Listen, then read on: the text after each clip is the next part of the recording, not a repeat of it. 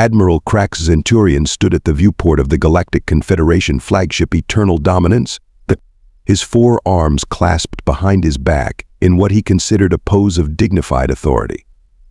The blue-tinted skin around his neck flared with pride as he gazed at the assembled armada, 10,000 warships stretching into the darkness of space, each capable of reducing a small moon to rubble. Today would mark his name in the archives of galactic history. "Admiral, the Council awaits your final confirmation," announced his aide, Lieutenant Krax. "Let them wait another moment," Krax replied, his voice carrying the gravelly undertone common to Zentari physiology. One should savor historic occasions. The decision to terminate the 1,000-year peace treaty with humans hadn't been made lightly, or rather, Krax had ensured it appeared that way during the Council deliberations. Truth be told, he'd been planning this moment for decades. Humans, with their single sun and measly 9 planets, had been contained to their solar system since the Great Compromise of 3024. That arrangement had served its purpose, giving the Confederation time to expand across 17 sectors unchallenged. "Our intelligence reports confirm humans have maintained minimal defensive capabilities," Krax continued, scrolling through holographic displays. "Their military strength is approximately 0.002% of our current deployment." Krax snorted, a sound like stones rattling in a metal can. As expected, a species so easily corralled a millennium ago could hardly pose a challenge now. He turned from the viewport, his ceremonial armor gleaming under the ship's lights. The decision to wage war against Earth had been unanimous among the Council's 37 species. Resources were growing scarce in the outer sectors, and human territory remained tantalizingly untapped. Besides, 1,000 years of peace had made the Confederation military restless. They needed exercise. "Begin the transmission preparations," Krax ordered, moving toward the Grand Communication Chamber. "I want every human communications device receiving our declaration simultaneously. Their terror should be absolute and synchronized." As Krax strode through the corridors, junior officers scrambled to salute him. None questioned the imminent conflict. Why would they? The Confederation had conquered 16 species in the past century alone. Humans would be nothing more than a footnote, a weekend's diversion for the mighty armada. Declaration ceremony commencing in 10 minutes, Admiral, announced the ship's AI. Krax adjusted his posture, rehearsing his opening lines mentally. After all, when one announces the end of humanity, one should do it with proper theatrical flair. The Grand Communication Chamber aboard the Eternal Dominance buzzed with activity as technicians from 17 species calibrated the most powerful transmission array ever assembled. The room itself was a marvel of engineering, designed specifically for this moment, a hemisphere of gleaming metals and pulsing lights. With Admiral Krax Zenturian positioned at its exact center, elevated on a platform that slowly rotated to create the appropriate sense of grandeur. Broadcasting across all known human frequencies, Admiral, reported the communications director, a spindly arachnoid whose 12 limbs worked multiple control panels simultaneously. "We've also hacked their entertainment networks, emergency systems, and personal communication devices. Every human with access to technology will witness your declaration." Krax adjusted his ceremonial cape, which had been designed to billow impressively despite the lack of wind. "Excellent. Begin the ceremonial fanfare." The Confederation anthem, a 26-minute composition of discordant tones that had caused test humans to experience severe migraines, began playing as thousands of high-ranking officials throughout the fleet watched from their respective ships. Krax had rehearsed his speech 67 times, perfecting each dramatic pause and threatening gesture. "People of Earth," he began, his amplified voice transmitted across space. "I am Admiral Krax Zenturian of the Galactic Confederation. For 1,000 years, you have existed through our mercy alone." He paused dramatically. "That mercy has expired." He continued with practiced menace, detailing the Confederation's terms of surrender, which essentially amounted to immediate human extinction or, at best, enslavement. The speech included 17 carefully crafted insults to human intelligence, physiology, and culture, each vetted by xenopsychologists to maximize impact. "You have one Earth rotation to surrender," Krax concluded, extending all four arms in a gesture meant to symbolize the crushing of humanity. "Your species ends tomorrow. Resistance is not merely futile, it is cosmically laughable." A silence followed, exactly 12 seconds as planned. Then, something unexpected happened. Laughter, human laughter, poured through every return channel. Not terrified giggles or the hysterical laughter of the doomed, but genuine, amused chortling. Some humans were actually wiping away tears of mirth from their eyes. "Admiral," the communications director said, confusion evident in the rapid clicking of her mandibles, "they appear to be entertained by your declaration." On the main view screen, a human female in what appeared to be casual attire rather than military uniform appeared, still catching her breath between chuckles. "I'm sorry," she said, not sounding sorry at all. "But is this for real? Because if it is, that's the funniest thing we've heard in centuries." Murmurs of confusion rippled through the communication chamber. Krax felt his neck flaps contract with rage. "Silence, human," he demanded. "You face the greatest armada ever assembled." This only triggered another round of laughter from multiple human channels. One bearded human in the background could be heard saying, "Someone send this to Comedy Central. It's better than their usual programming." Krax turned to his senior staff, whose expressions ranged from confusion to growing concern. General Blavik, his most experienced military advisor, whispered, "Sir, this is not the reaction our psychological profiles predicted." "Obviously," Krax snapped. Then, with forced dignity, he addressed the still chuckling humans. "Your species' final response will be expected within one rotation. Confederation out." As the transmission ended, Krax couldn't shake a creeping sensation along his spine ridges, the first hint that perhaps, just perhaps, the Galactic Confederation had miscalculated. Admiral Krax Zenturian paced the command deck, his footsteps heavy with rage, each one leaving small dents in the metallic floor. The footage of laughing humans played on repeat across multiple screens, a constant reminder of his humiliation. "Lieutenant Plex Berinium," Krax barked, "you will assemble an investigative team immediately. I want to know why these primitive mammals found our declaration of annihilation amusing rather than terrifying." Lieutenant Berinium, a reptilian humanoid with golden scales and a reputation for ruthless efficiency, saluted with a sharp click of his heels. "With pleasure, Admiral. I'll have answers within 12 hours. Take Intelligence Officer Mira Lostrom with you," Krax added, gesturing toward a petite figure standing quietly in the corner of the room. Plex's expression soured. "The human specialist?" "With respect, Admiral, I don't need." "That wasn't a suggestion, Lieutenant," Krax interrupted. "Officer Lostrom has studied human psychology for 30 years. Mira Lostrom stepped forward. Unlike most Confederation officers with their imposing physiques, Mira looked almost fragile. Her translucent skin revealed flowing blue circulatory fluids, and her large, multifaceted eyes seemed to absorb everything around her. "Lieutenant Berinium," she acknowledged with a nod. "I've prepared a preliminary report. We should discuss it privately." In the ship's analysis chamber, Mira pulled up historical data, while Plex impatiently tapped his claws against the table. "The Treaty of 3024 didn't just contain humans to their solar system," Mira explained. "It was meant to isolate them while the Confederation expanded. But our monitoring stations have been inadequate." "Inadequate how?" Plex asked, his forked tongue flicking out in annoyance. "They're obsolete," she replied. "We've been using the same technology to observe Earth for a millennium, assuming humans would develop along our projected timeline." She displayed images from Earth's public networks. "These aren't the actions of a frightened species, Lieutenant. They're the behaviors of a civilization that doesn't view us as a threat." Plex scoffed. Based on what? Their primitive entertainment broadcasts?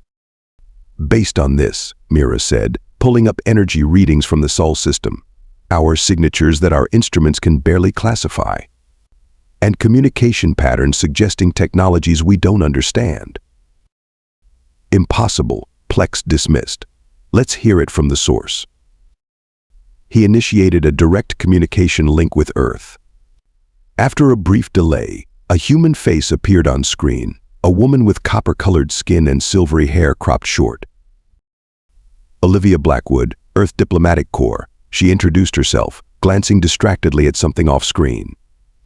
Sorry about the wait. Your message was routed through our historical communication systems.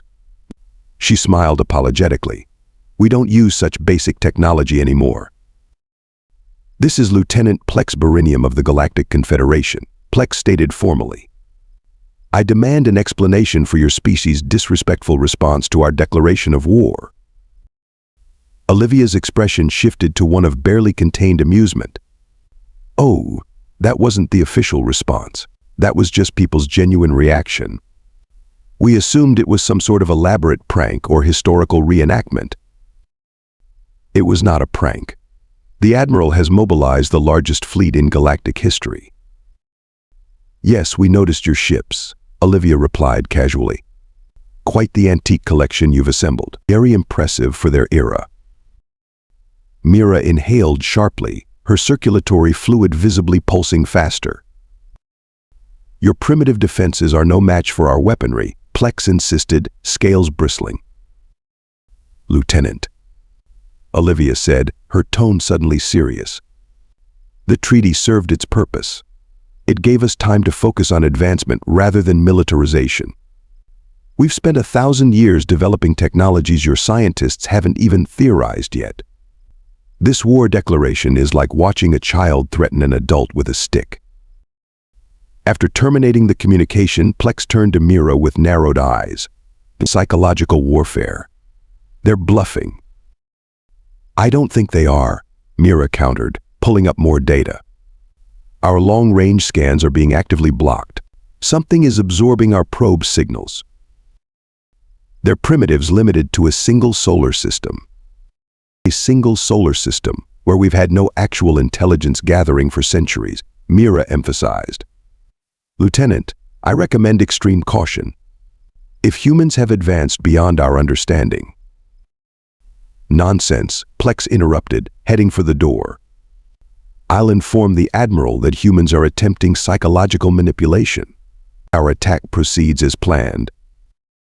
As he left, Mira remained, staring at the energy readings with growing dread.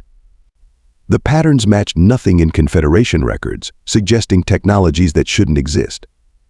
She quietly began preparing a more detailed report, wondering if anyone would listen before it was too late. The Ghost Whisper is the pinnacle of Confederation stealth technology, Captain Jax Quillian announced to his elite reconnaissance team as they prepared to embark. No species in the galaxy has ever detected this vessel. We will infiltrate the human solar system, gather concrete intelligence, and return before these mammals realize we were ever there. Jax was the Confederation's most decorated covert operative, a tall, lithe being with skin that could change color and texture to match any environment. His team of 6 represented the best infiltrators from various Confederation species, each equipped with the most advanced scanning and recording devices available. Admiral Zenturian had personally selected Jax for this mission after dismissing Officer Lostrom's concerns as excessive caution. The mission was simple: penetrate Earth's defenses, assess their actual military capabilities, and identify key strategic targets. Remember, Jax briefed his team as they entered the Sol system. Humans are sensory-limited creatures with rudimentary technology. Maintain level 4 stealth protocols, and will be nothing more than background radiation to their instruments. The Ghost Whisper slipped past the orbit of Neptune with its state-of-the-art photon absorption hull rendering it completely invisible. Jax felt the familiar thrill of infiltration as they approached the asteroid belt. According to their outdated intelligence, humans had minimal presence beyond Mars. Captain, whispered Tella, his sensor specialist, I'm detecting something unusual. Define unusual, Jax demanded, moving to her station. The asteroids. There she paused, adjusting her instruments. They're not random. They've been arranged. Jax examined her readings with growing disbelief. The asteroid belt had been meticulously reorganized into concentric orbital patterns that shouldn't have been stable, yet somehow were. As they passed into the inner solar system, the anomalies multiplied. Mars was surrounded by massive atmospheric generators. Venus glittered with structures that defied conventional engineering principles. "Captain," the navigation officer reported, his voice tight with stress, "Earth's moon has been hollowed out." "Impossible," Jax muttered, but the scans were clear. Luna had been transformed into what appeared to be a massive artificial habitat with internal geometric patterns that made his eyes hurt to look at. Then, everything went wrong at once. The Ghost Whisper's systems suddenly powered down. Every light, every engine, every life support mechanism simply stopped. They drifted in perfect darkness for precisely 7 seconds before the systems reactivated on their own.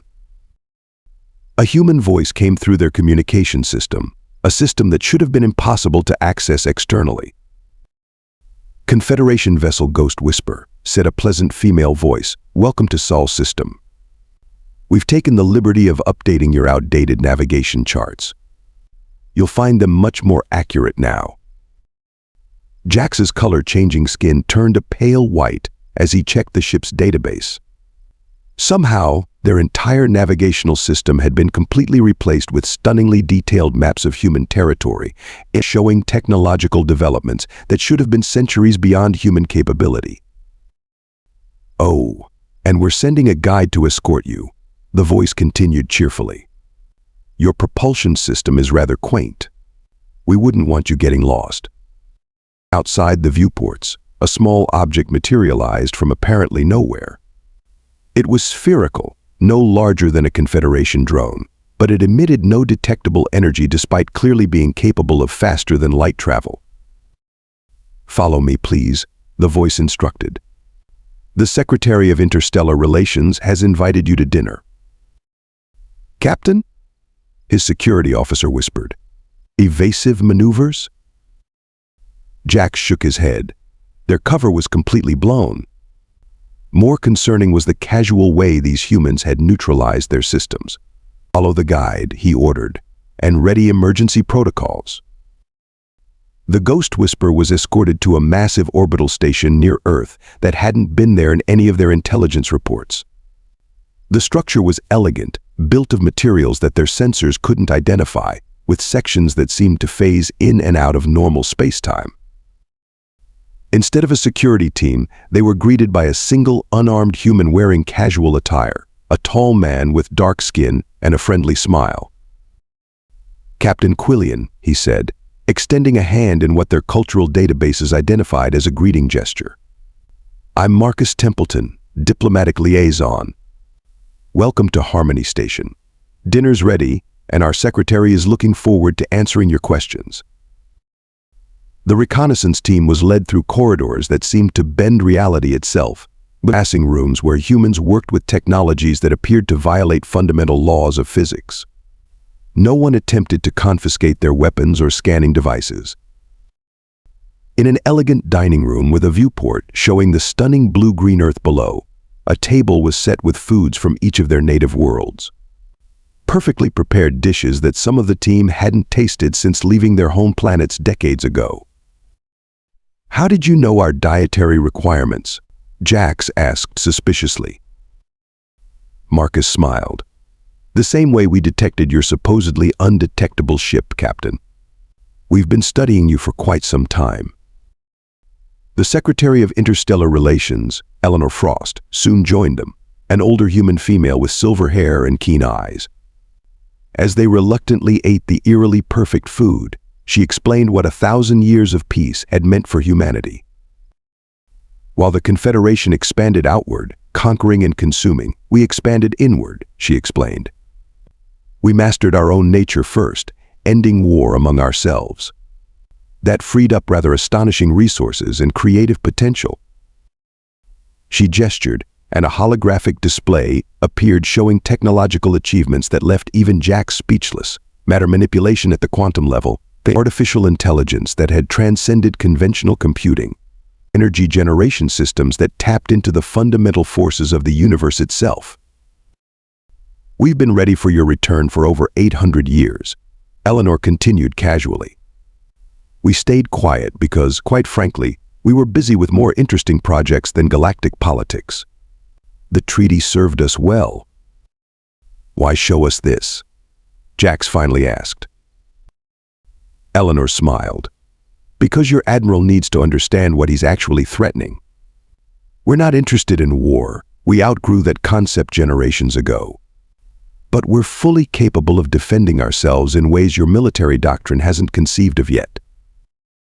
As Jax and his team prepared to return to their ship, loaded with desserts and gifts like tourists rather than enemy spies, he couldn't shake the profound sense that the Confederation had made a catastrophic miscalculation.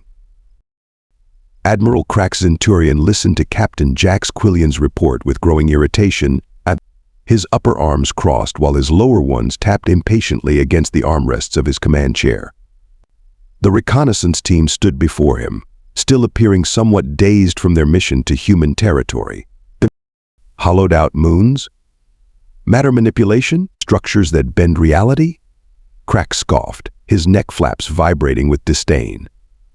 Captain, it appears humans have employed sophisticated illusions to intimidate your team. Jax remained at rigid attention. Admiral, with respect, these weren't illusions. My team recorded everything. The technological gap is substantial. The gap certainly appears substantial, Krax agreed with sarcastic emphasis, which is precisely why I question the accuracy of your assessment. Sensor Officer Brixel, what's your analysis? An officer with crystalline appendages stepped forward. Our scans confirm unusual energy signatures throughout the Sol system, but nothing approaching the power levels described in Captain Quillian's report. It's possible their instruments were compromised. As I suspected, Krax said dismissively. Humans have always excelled at deception, rather than direct confrontation. Intelligence Officer Mira Lostrom, who had been quietly analyzing the reconnaissance data in the corner of the command center, stepped forward. Admiral, these recordings show technologies consistent with theoretical physics models our scientists abandoned centuries ago as impractical. If humans pursued those research paths. Enough. Krax thundered. I will not have my battle strategy influenced by parlor tricks and fearful speculation. The attack proceeds as planned. He turned to his tactical officer. He commenced the first strike. Target their orbital defenses and planetary command centers. Yes, Admiral, the tactical officer responded, initiating the attack sequence. Throughout the massive Confederation fleet, thousands of warships moved into attack formation. Planet killer missiles were armed, antimatter cannons charged, and quantum disruptors calibrated. The most devastating armada ever assembled prepared to demonstrate exactly why the Confederation had ruled the galaxy unchallenged for millennia. All vessels report ready, Admiral, the tactical officer announced. First strike commencing in 10 seconds. Krax stood, wanting to personally witness humanity's first moments of terror. The view screen showed the approaching Earth, a blue-green jewel that would soon be transformed into a molten ruin. 5, 4, 3, 2, 1, fire. The order rippled across the fleet. 10,000 ships unleashed their apocalyptic firepower simultaneously, enough destructive energy to shatter a small moon. The weapons discharged in perfect unison, a symphony of annihilation streaking toward the Sol system. And then nothing happened. The massive energy barrage simply disappeared approximately 1 astronomical unit from Earth's orbit, as if it had never existed. There was no explosion, no defensive shields becoming visible under strain. The attack simply ceased to exist. What happened? Krax demanded, his voice rising to a shriek. Where did our attack go? Before anyone could respond, every screen on the command deck suddenly displayed the same image. A smiling human female in what appeared to be casual clothing, rather than military uniform. "Hello, Admiral Zenturian," she said pleasantly.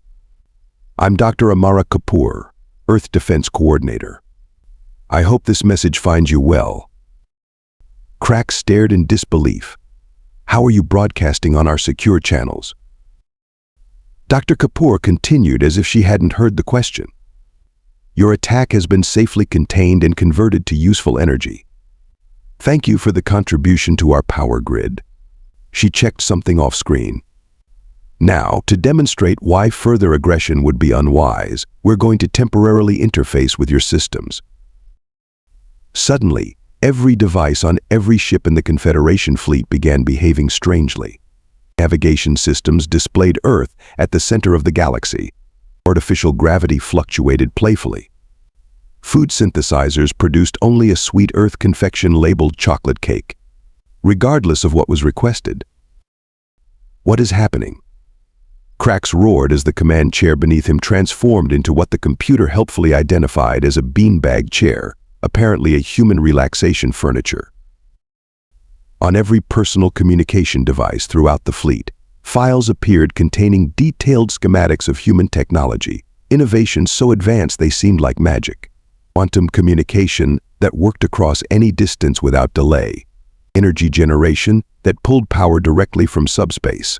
Propulsion systems that didn't so much move through space as rearrange it. As you can see, Dr. Kapoor continued from every screen, we could have responded with violence. But that's not our way anymore. Instead, we're sharing with you the basic principles of technologies we developed centuries ago. Consider it a peace offering. Lieutenant Plex Barinium, who had entered the command center to witness the attack, looked at the data flooding their systems with wide eyes. "These power calculations can't be right," he muttered. "They would need to harness the energy output of stars."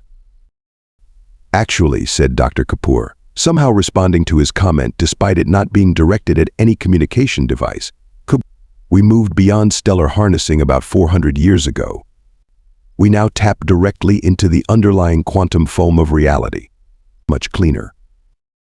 The implications settled over the command center like a physical weight.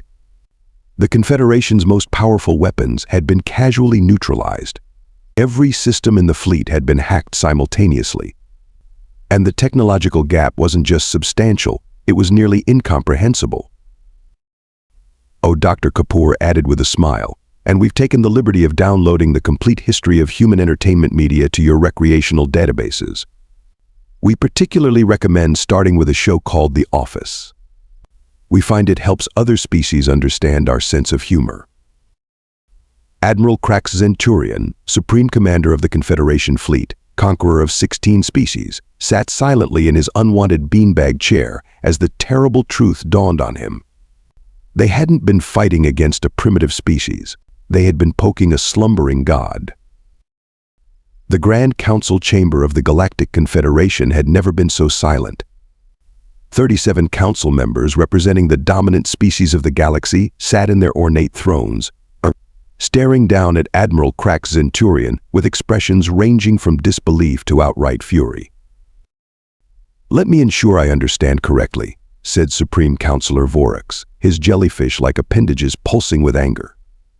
"You launched our entire military might against a single solar system, and not only did they neutralize our attack without casualties, but they treated it as an energy donation." Krax stood at attention in the center of the circular chamber, stripped of his ceremonial armor and wearing only his basic uniform. His neck flaps, usually proudly extended, now hung limply against his shoulders. "That is accurate, Supreme Counselor," he admitted. And then, continued Counselor Thraxa of the Mantoid Collective, they proceeded to access every system in our fleet simultaneously, demonstrating complete control over our most secure networks? "Yes, Counselor." "While sending us entertainment recommendations?" added Counselor Pelix, his exoskeleton clicking in agitation. Before Krax could respond, every light in the council chamber dimmed. The massive central hologram projector activated on its own, displaying the image of a human female in what appeared to be a formal blue uniform with gold insignia. "Greetings, Galactic Confederation Council," she said with a gentle smile. "I am Fleet Admiral Eliza Morgan of the United Earth Defense Force. I apologize for the intrusion, but we thought it best to address you directly." Vorax rose from his seat, tentacles writhing in outrage. "How dare you violate the sanctity of our council chamber?" Words. The security forces surrounding the chamber raised their weapons, but nothing happened when they activated the triggers. Admiral Morgan's smile never wavered. "Your weapons have been temporarily deactivated," she explained. "Please, I only need a few moments of your time." "What do you want?" Vorax demanded. "To explain why we laughed," Morgan replied. "Your declaration of war struck us as amusing not because we disrespect your civilization, but because we've moved beyond such concepts.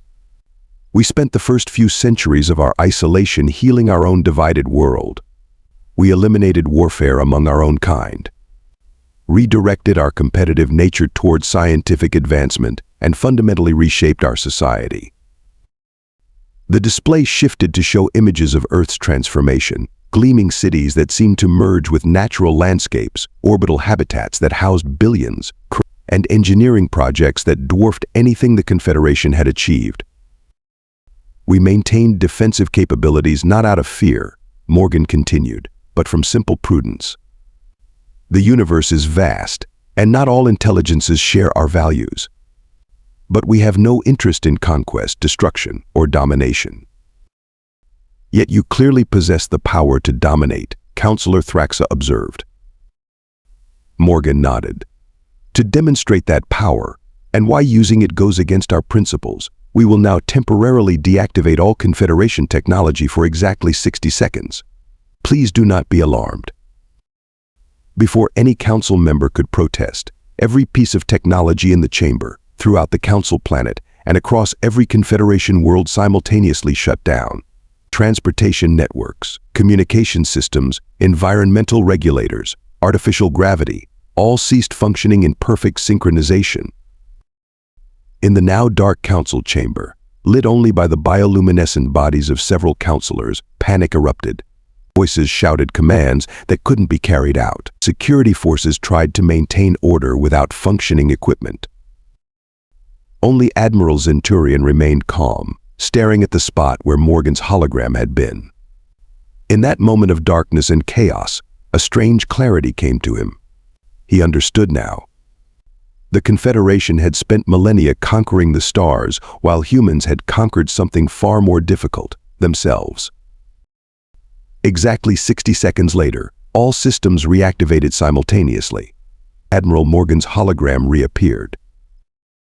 "That was approximately 1/1000th of our actual capabilities," she said quietly. "We could have permanently disabled your technology empire-wide. Instead, we offer friendship, cultural exchange, and technological cooperation. The choice is yours." As the council erupted in heated debate, Krax found himself smiling for the first time since this debacle began. The Confederation had intended to humble humanity. Instead, they had received a masterclass in humility themselves. 1 week after the failed invasion, Admiral Krax Zenturian found himself in a situation he'd never imagined possible. Sitting in a magnificent garden atop a floating platform above Earth's Grand Pacific, negotiating peace with creatures his civilization had planned to exterminate.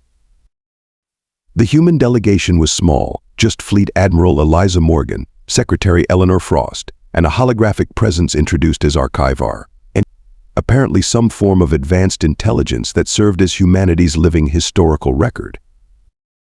"Admiral Zenturian," Morgan began, pouring him a cup of what humans called tea, a surprisingly pleasant beverage. "I believe we should address the elephant in the room." Krax looked around in confusion. "I see no large Earth mammals present." Morgan laughed. "An expression, Admiral. I meant the 1,000-year treaty itself. It wasn't what you thought it was." Archivar's holographic form, a shifting collection of light particles vaguely resembling a robed figure, spoke in a harmonious voice. "The Treaty of 3024 wasn't designed to contain humanity. It was crafted to give us time. Time for what? Krax asked, sipping his tea. To mature, Secretary Frost explained. Our historical records show your representatives were quite impressed by humanity's potential, but alarmed by our self-destructive tendencies.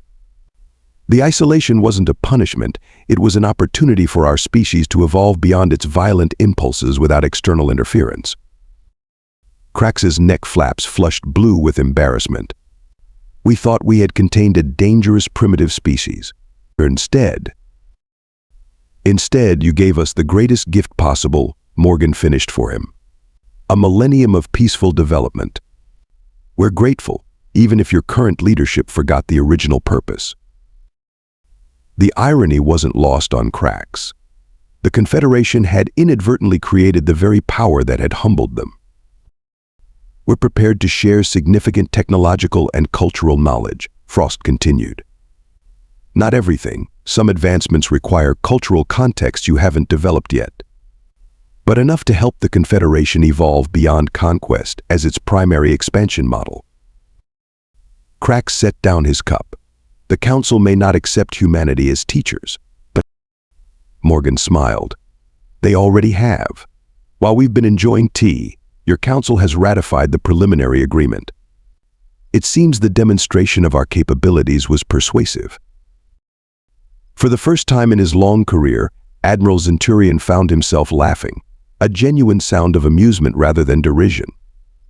The Confederation, which had dominated the galaxy through intimidation and superior firepower, had met a species that had transcended the need for either. I've been a warrior for 3 centuries, Krax admitted. I'm not sure I know how to be a student. That, said Archivar, its form briefly resembling Krax himself, is the first lesson already learned. Recognizing the limits of one's knowledge is where wisdom begins. As the Earth turned beneath them, Admiral Zenturian gazed at the stars, not as conquests to be claimed, but as possibilities to be explored in ways he had never considered. The 1,000-year peace was indeed over, but what would replace it might be something far more valuable than the Confederation, in all its hubris, could have imagined. The era of war had ended before it began. The age of learning was just getting started.